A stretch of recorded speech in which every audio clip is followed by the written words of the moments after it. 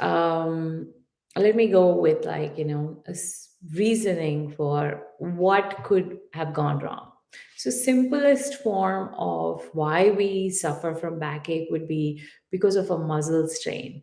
Muscle strain is an injury to the muscles and tendons, and the fibrous tissue that connects muscles to bones, and minor injuries may only overstretch a muscle or tendons, while more severe injuries may involve partial or complete tear and in these tissues. So this whole stretching and tearing of muscle, connecting muscle to bone, usually is not a big deal, but for at least 2 3 days it is kind of a strain. The symptoms will include pain, swelling, muscle spasm, and you will have limited mobility to move. This can be resolved very easily with hot and cold patches or muscle relaxant and such, home remedies. The next severe back stuff that I come across with my clients is herniated disc issues. This condition refers to problem with rubbery disc between spinal bones. This condition occurs when soft center of spinal disc pushes through the cracks in the tougher exterior casing. So herniated disc symptoms are like almost irritated by nearby nerves, or resulting in pain or numbness or weakness in arms and legs, and the disc needs intervention. The treatment again includes medications, physical therapy, and sometimes possibly even surgery too. Very common, 3 million US cases per year. Again, with respect to herniated disc, it is quite painful. That's all I can say. The pinched nerve, it is not a happy thing to do. And more likely, this is experienced by people who do more of weight liftings, and really sporadic movements sometimes can cause this too. Next one is due to obesity. Yes, although we don't consider that as an epidemic or, like something serious, but although they are genetic, sometimes it is behavioral, metabolic, and hormonal influences on body weight. Obesity occurs when you take in more calories than you burn through typical daily activities and exercises. You can really reduce this, but your body is already storing excess calories and you're sitting or you're constantly doing more of a desk job, then that affects on your posture, the way you sit, the way you move, or the way you are involved in that work scenario. Are you hunching your back? Those can cause a lot of issue too. Usually where I find clients with respect to this with overweight issue is our pelvic floor muscle, which goes from pubic bone to tailbone, kind of is collapsed because they're constantly sitting, and they're sitting in a posture where they're like there's no spine uprightness, and that causes a lot of weakness in their back muscle and their core muscles. So that also can result in backaches. Now the next one is osteoporosis. It's a bone disease that develops when bone mineral density and bone mass decreases.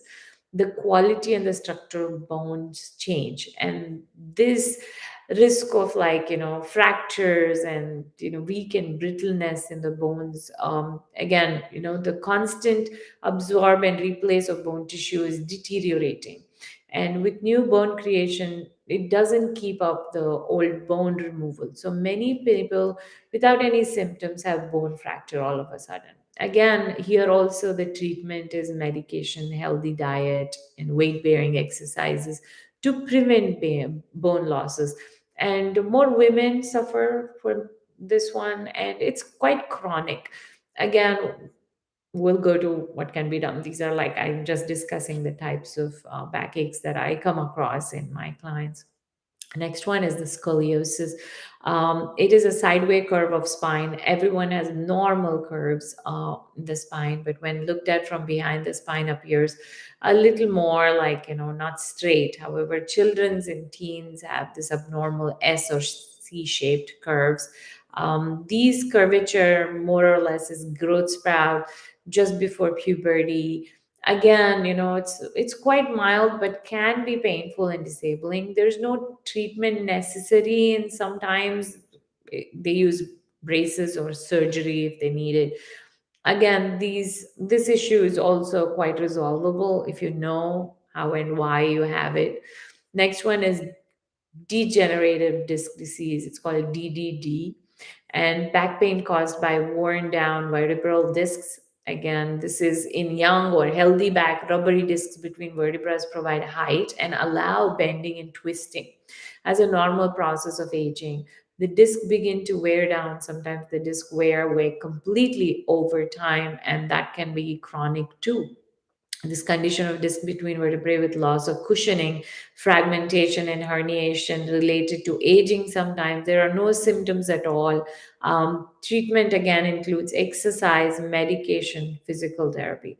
Why we are going through all these issues is just that I want to highlight what kind of clients come to me and what I have resolved. And the next biggest one that I find clients suffering is sciatica. It refers to pain, weakness, numbness, and tingling in the leg. It's caused by injury or pressure on sciatic nerve. Sciatica is a symptom of medical problem. Yes, it is a medical condition by itself.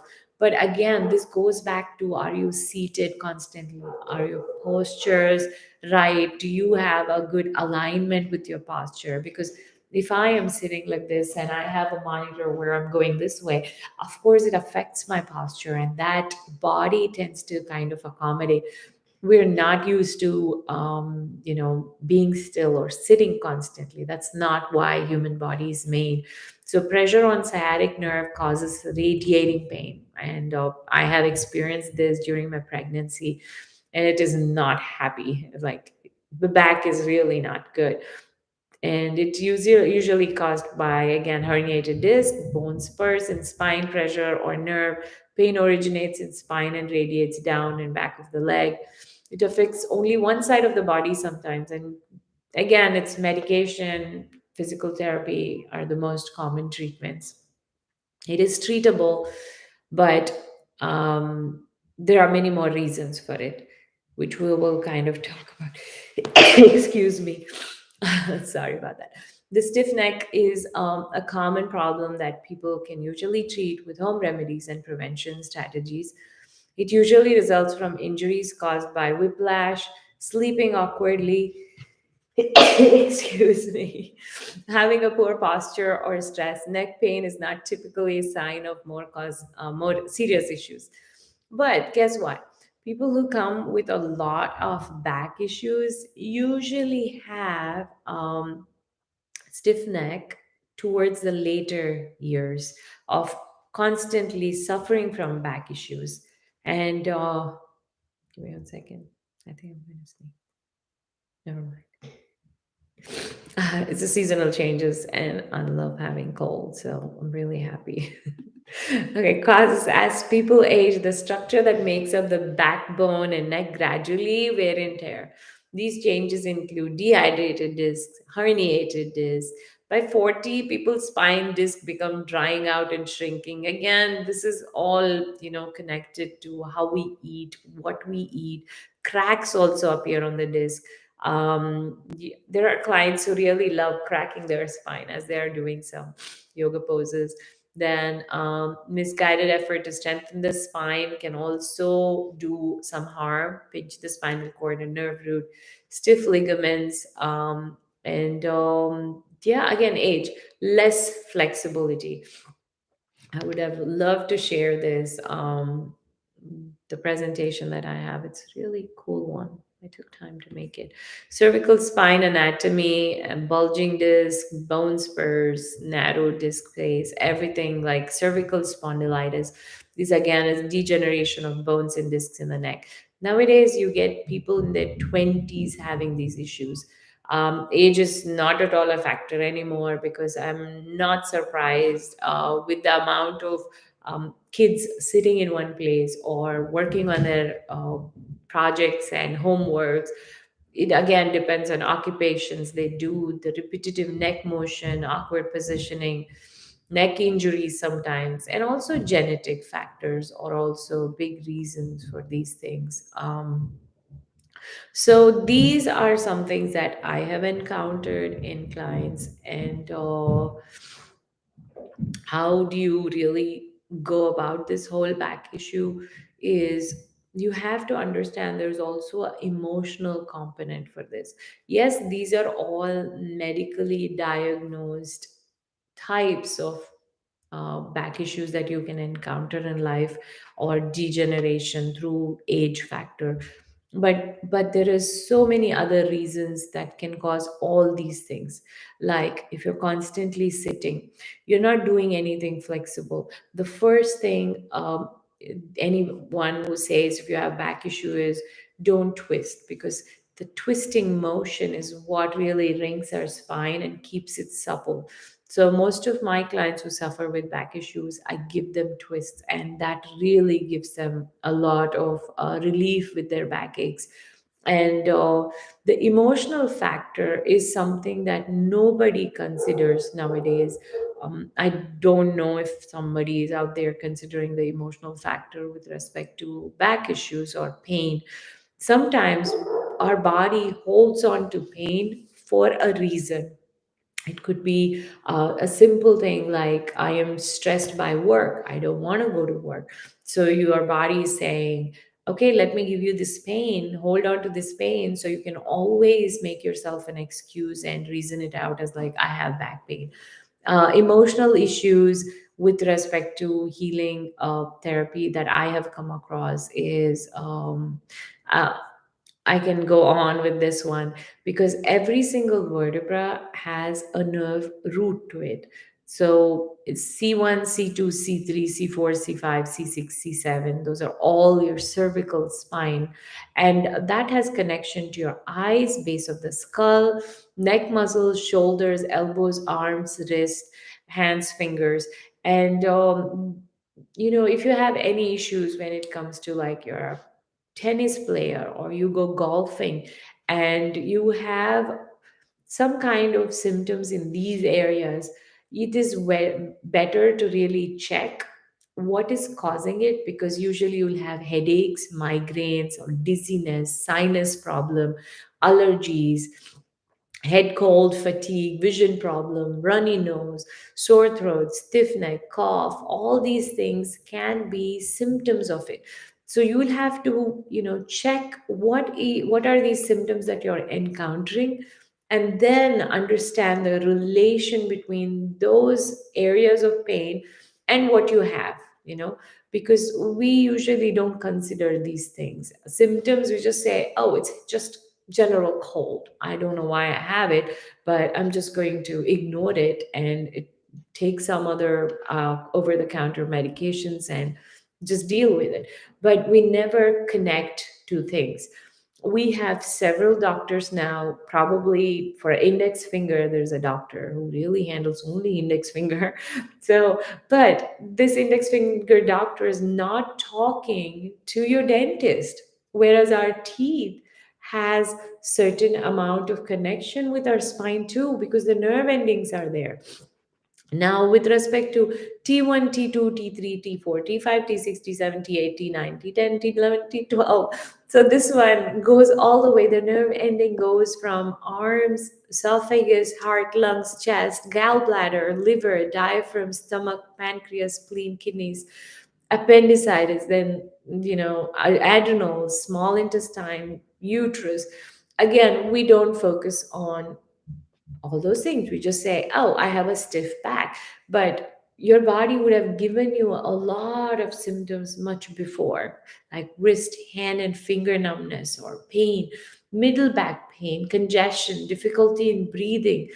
If you have asthma, then there is correlation. High blood pressure has correlation here. Heart condition, bronchitis. If you suffered with pneumonia or bronchitis sometimes, and then later, over a period of 2 years, you're experiencing backache, you need to think, where is this whole connection coming from? Now, With respect to lumbar region, a lot of lower back issues.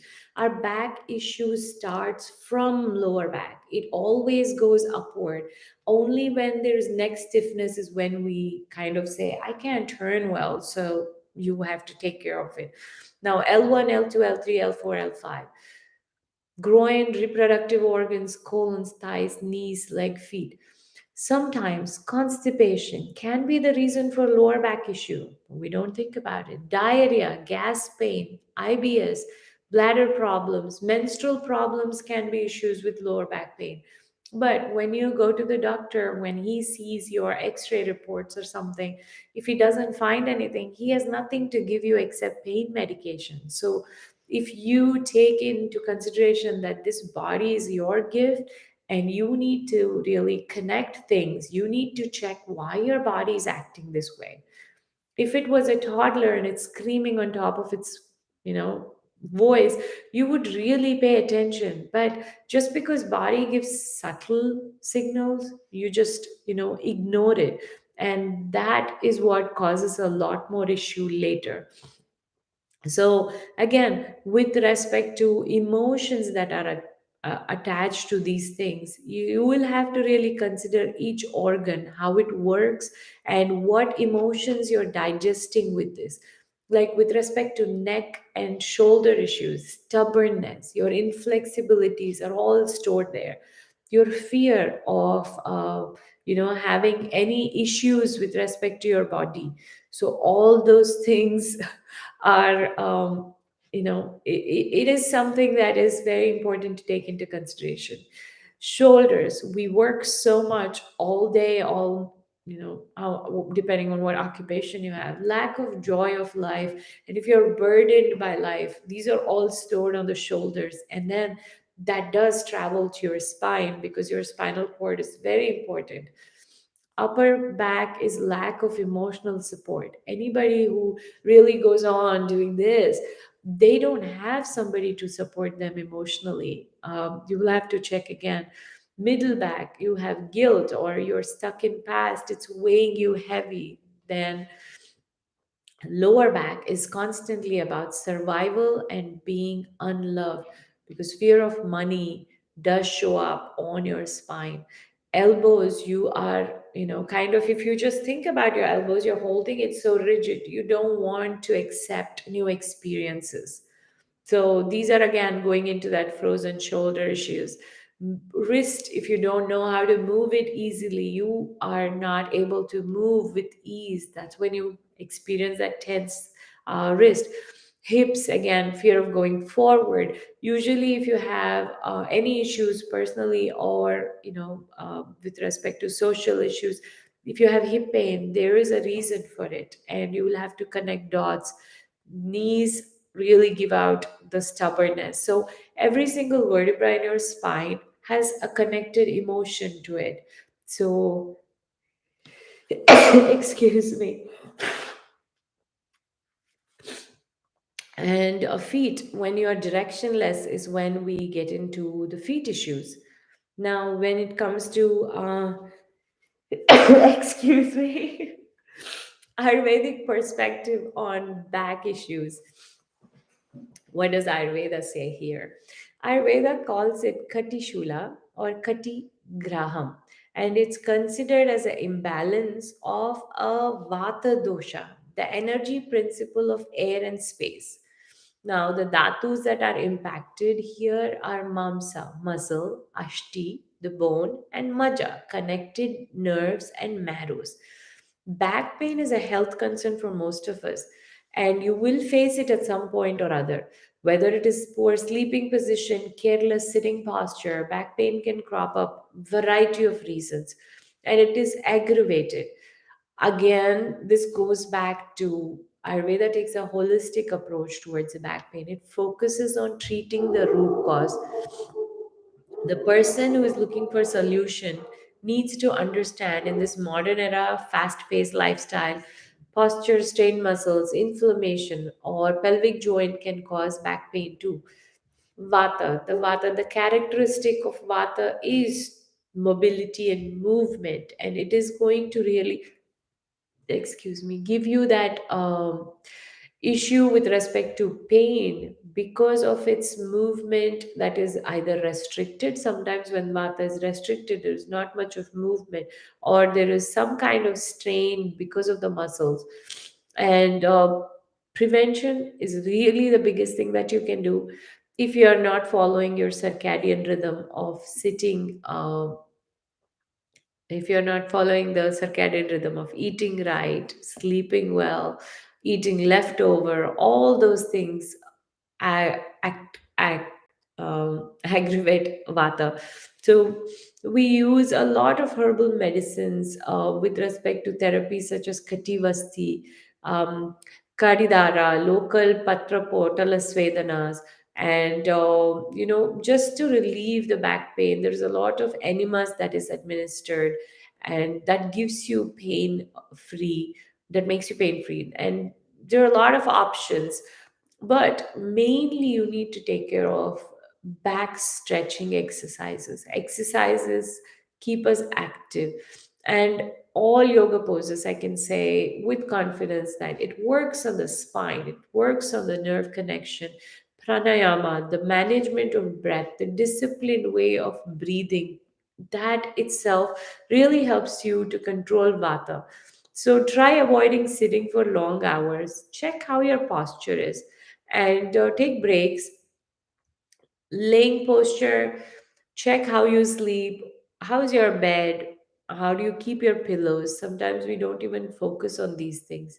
Then massage, this is also help you with lot of these conditions.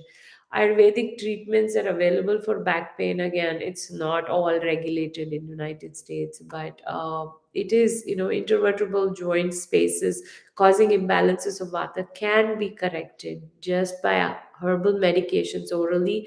But again, you have to have detoxification with panchakarma. Enemas are not regulated here in United States, so we can't really do that, but you can always do it at home sometimes. Backaches provide, again, it's really disturbing thing when it comes, and the main thing that people go for is painkillers, over the counter painkillers. Please avoid that. Instead, take more steps to work on your diet and lifestyle changes so you can eradicate back pain for forever. Again, practicing pranayama, a lot of alternate nostril breathing also balances vata.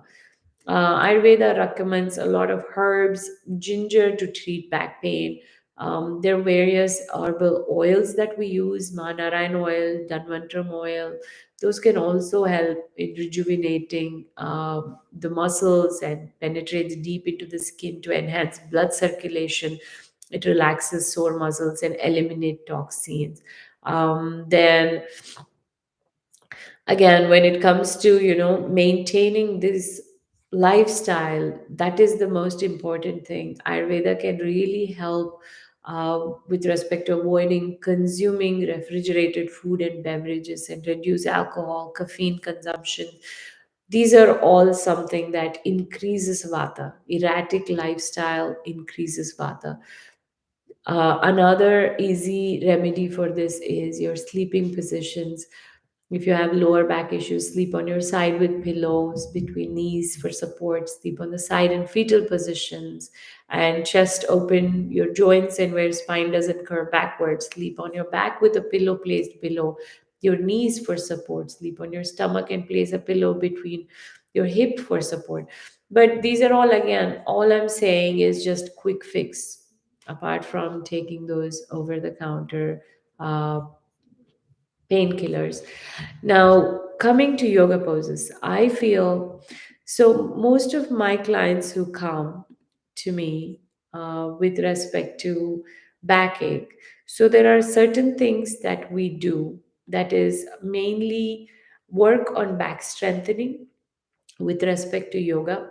But again, first and the foremost, you really need to resolve your erratic lifestyles and then find the root cause why you have back issues. Is there an emotional component with it?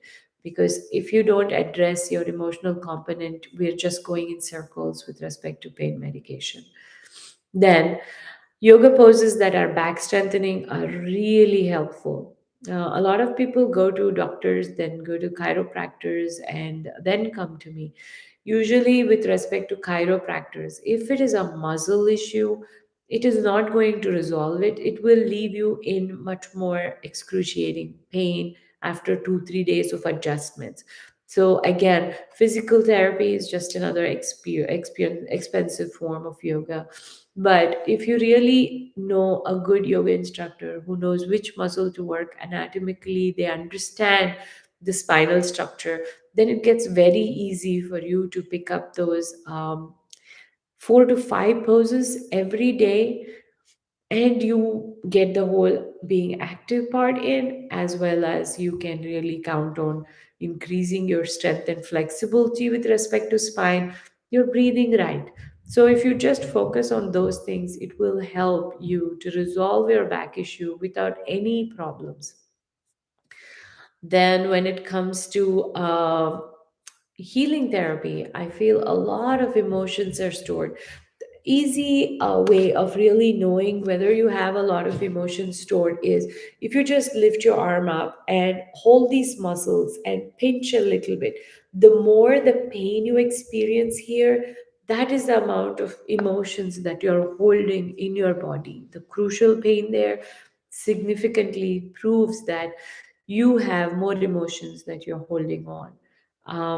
So that kind of, is my take on a lot of these back issues. Whichever back issues you're suffering, there is always a remedy, but the remedy is for you to put in a little more effort to check what you're eating, what time do you sleep, what is your activity level, are you paying attention to how your body and how you're breathing, then making sure you can do some yoga poses every day. You will be able to keep your back stiffness, neck stiffness, backaches at bay, and solution is definitely there. But please try and check what emotions you're holding, if there's any past situations, if there's a person at home who is causing a lot of stress for you, you hold your stress there, that can also result in a lot of issues. Let me check if there is any questions for me. And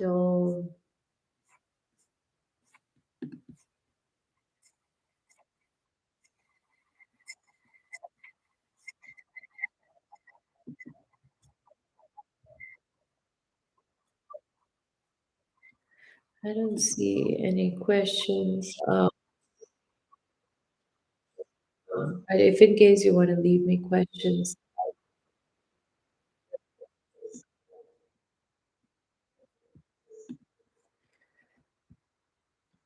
so yeah, I would love to share my screen. Maybe next time I'll do that.